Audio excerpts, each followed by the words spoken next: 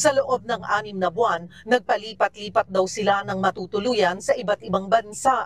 We did not leave the Philippines together, but after 3 days, having left the Philippines, we were reunited and we spent the next 6 months together. Hindi raw naging madali ang sitwasyon, lalo na para sa kanyang asawa.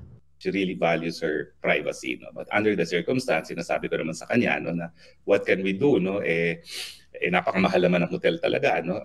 Sa gitna ng asylum application na inihain sa the Netherlands, ikinalungkot ni Roque ang pagkakawalay nila sa mga anak. Well, the low moments were the fact that we celebrated Christmas and New Year for the first time without our children. It was the saddest Christmas and New Year that we had. At may matigas siyang pahayag laban sa administrasyon. And one of the reasons why perhaps I will never forgive this Marcos administration for what they did. Unang-una po, mukhang isinisisi pa po niya ang naging kalagayan niya at ang kinahinatnan niya kay Pangulo at sa administrasyon. Tama. Unang-unang tanong, ano po ba ang kanyang pruweba? Kwentong walang kwenta? Kwentong barbero? Una po, yun ang masakit tong kwentong barbero. Kwentong walang kwenta o kwentong barbero ang puto. Ibay. Hindi naman po yata niya kasama ang Pangulo nang siya ay nakipag-deal sa Whirlwind at sa Lucky South 99. Tama. Hindi rin po niya kasama ang Pangulo nang siya ay naglakad ng permit or license ng Lucky South 99. Hindi rin po yata niya kasama ang Pangulo nang ito ay magbukas ng isang joint account kasama si A.R. de la Serna. Hindi rin po niya kasama ang Pangulo na siya mismo ang nagboluntaryo ng mga facts at mga dokumentong kanyang ikinumento sa Quadcom, sa House of Representatives. Lahat pong ito ay voluntaryong galing sa kanya. Lahat ng kwento niya sa Quadcom, sa House of Representatives ay galing sa kanya. Sinabi niya meron siyang SALN, meron siyang BIR, records, meron siyang mga extrajudicial settlement ang kanyang auntie at meron din siyang mga dokumento patungkol sa contract of trust with a certain Attorney Percival. Lahat ng ito ay wala ang Pangulo sa kanyang tabi. So paano niyang isisisi ito sa Pangulo at sa administrasyon? No, ang tanong, mga kababayan, may itinatago ba si Attorney Harry Roque? Kaya siya nagtago dyan sa dahig o kaya siya pumunta siya dyan sa dahig? May itinatago ba si Attorney Harry Roque? Mga kababayan, tanong lang natin kasi yan din yung tanong ng mga kababayan natin Bakit ayaw niya umuwi sa Pilipinas? Bakit ayaw niyang harapin yung kanyang mga kaso? No, may itinatago ba siya? No, parang ganun yung tanong. No? Kasi kung wala siyang itinatago, haharapin niya yan. 'Di ba? So kung may tinatago siya, si Attorney Harry Roque, ano yung kanyang itinatago? No? Ano yung kanyang pinoproteksyonan? O may pinoproteksyonan ba siya?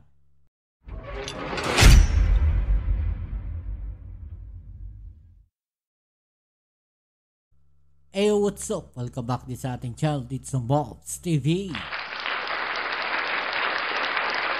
Alright, so tayo nagbabalik muli mga kababayan at ngayon ay pag-usapan natin itong naging pahayag netong si Secretary Yusek Claire Castro mga kababayan, dahil ito nga pong si Attorney Harry Roque mga kababayan ay sinisisi di umano sinisisi pa ang ating Pangulong Bongbong Marcos sa mga nangyari po sa kanya. At dahil po dyan, mga kababayan, sinupalpal siya o nasoplak siya ni Yusek Claire Castro. Alam nyo, yung mga ganitong klaseng mga tao, mga kababayan, pagka wala na silang ibang masabi o talagang sa akin lang may mga ganun tao kasi, pagka wala na silang maisagot, mga kababayan, wala na silang maipapalusot, ang gagawin nila, sisisihin ka na lang. Yung mga frustration nila sa buhay, mga kababayan, isisisi na lang nila sa ibang tao. Ganun yung mangyayari niyan na kaya nagkaganito buhay ko dahil ganito ginawa ninyo. Parang ganun. Ito nga nangyari kay Attorney Harry Roque na kung saan yung mga nangyayari sa kanyang buhay, yung mga paghihirap niya no, diyan sa The Hague, mga kababayan. Kaya isinisisi niya, no, sa ating Pangulong Bongbong Marcos. At dahil diyan, no, eto, no, sinupalpal siya ni Yusek Claire Castro. Alam niyo, sa totoo lang, no, kung may mga kumakalat na balita na si Yusek Claire Castro papalitan daw. No, para sa akin, wag niyo nang palitan, mukhang maganda laban eh. Grabe ang tapang ni Yusek Claire Castro no. Saludo po sa iyo, Yusek. Galing. No, gusto ko yung karakter ni Yusek Claire Castro kasi talagang palaban, mga babayan. 'Di ba? Pero okay, pero syempre bago ang lahat, please don't forget to subscribe. Like, share, comment dyan sa comment section at i-click ang notification bell para ma-update kayo pag may mga latest video uploads tayo. So marami tayong uploads, mga babayan. May mga reaction videos tayong ina-uploads, no? Subaybayan nyo po palagi. Marami tayong ina-upload. Sana supportahan nyo po ang ating mga video uploads, alright? Shoutouts na rin sa mga bago natin subscribers dyan. Okay, so mamaya na tayo mag-shoutouts na.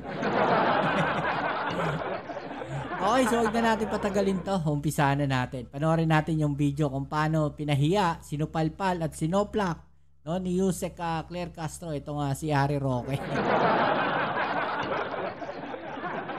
Parang mga babayan, nabuang na talaga. Nabuang ba? Nabuang na ba itong si Harry Roque? Wala nang ibang masisi sa mga nangyari sa buhay niya kundi yung Pangulong Bongbong Marcos. Wala na siya ibang inisip.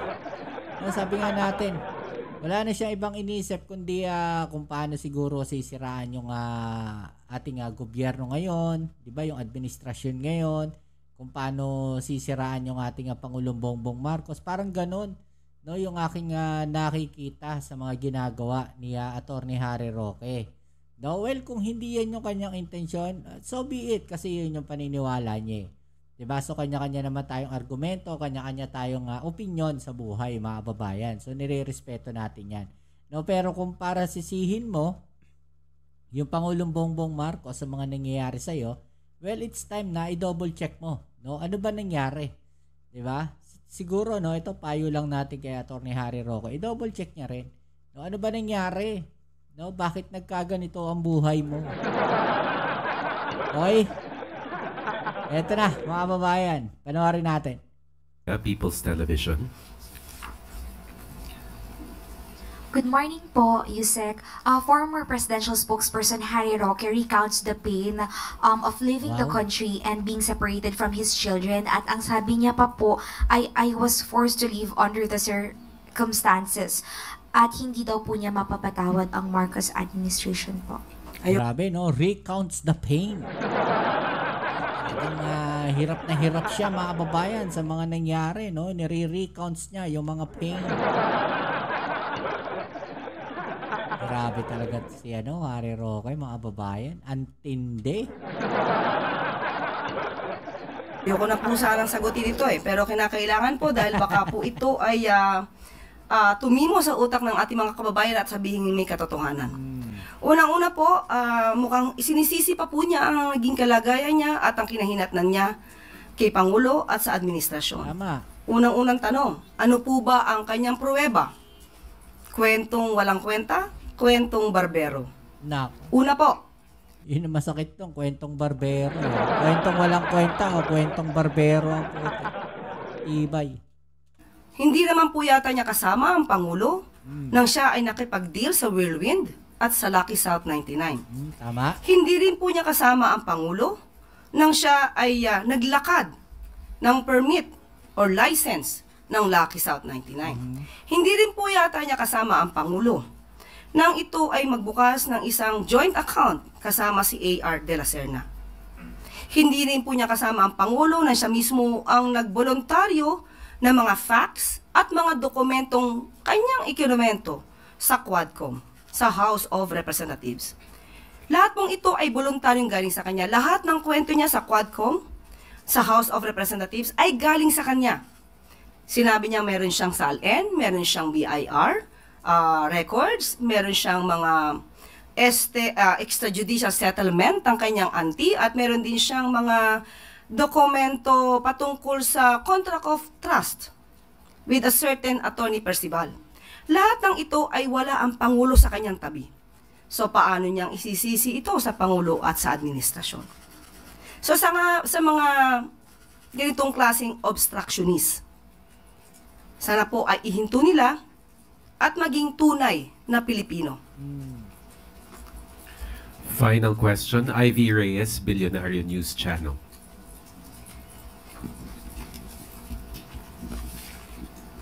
Morning po, Yusek. Sa 20th Congress, pag-open ng 20th Congress, final po ni Senator Gatchalian na yung 3-year college degree.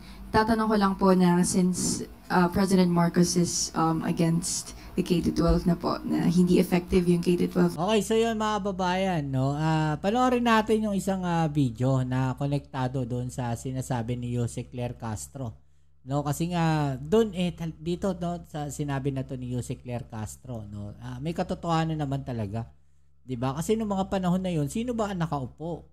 No, sino ba ang pangulo nung panahon na 'yon, mga babayan? 'Di ba? Sino ba nagpapasok ng mga panahon na 'yon? Sino yung nag-apply ng mga pogo? Sino yung nag-assist, no, doon sa mga nag-a-apply ng mga pogo? 'Di ba? Nung panahon na 'yon. So 'yun yung iniimbestigahan. No, so yun yung parang naging kaso, no, ni Attorney Harry Roque. At may mga hinihinging ebidensya sa kanya, no, para maanuhan lang natin. Throwback lang tayo ng konti, mga babayan. Diba? May mga hinihinging ebidensya sa kanya eh. No, may mga hinihinging dokumento. No, after nun, hindi na niya inilabas yung mga dokumento na yun sa aking pagkakaalala, ha. So, hindi ko sinasabing siguro nakakalimutan ko lang. Pero most likely, sa pagkakaalala ko, hindi niya nilabas yung mga dokumento na yon, mga kababayan. Okay? So, yun yung naging yun yung naging mitya kung bakit siya pinaghahanap ngayon, no, ng Kongreso. Hanggang sa nabilitaan na lang natin, no, na nandun na siya sa dahig, mga kababayan. Parang no, anong nangyari, nung lumipad si Tatay Digong, no, sa dahig, sumakay na kagad siya ng eroplano. No, kung gano'n na nangyari, mga babayan, no, special flight ka agad. No, imagine ninyo, magkano, no, ang direct or yung isang biyahe na yon na special, mga babayan. No, na mabilisan, magkano ang booking nun, mga babayan? No, magkano yung fare, yung airfare nun? No? Imagine ninyo yun, bigla-bigla nagulat tayo, nasa dahig na siya. So magkano yung pamasahe na yun, mga babayan?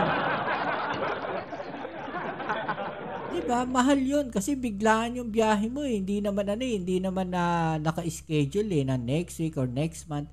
No, ano yun? Nag-book na siya last month para kasi alam na niya na madadala sa dahig si Tatay Digong, gano'n.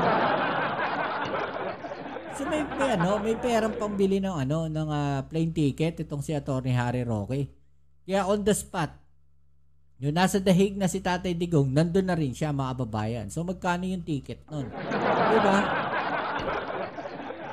So ito, ipapanood ko sa inyo yung video na yan no, ng isang interview ni Attorney Harry Roque na kung saan ikinuwento niya kung paano siya naghirap, mga kababayan, no, dito po sa 1PH. Okay, so ito yan, mga kababayan, ha. I-ayos lang natin. Okay, let's go. Tingnan nyo pakinggan ninyo maigi yung kanyang mga binitawang salita dito, mga babayan.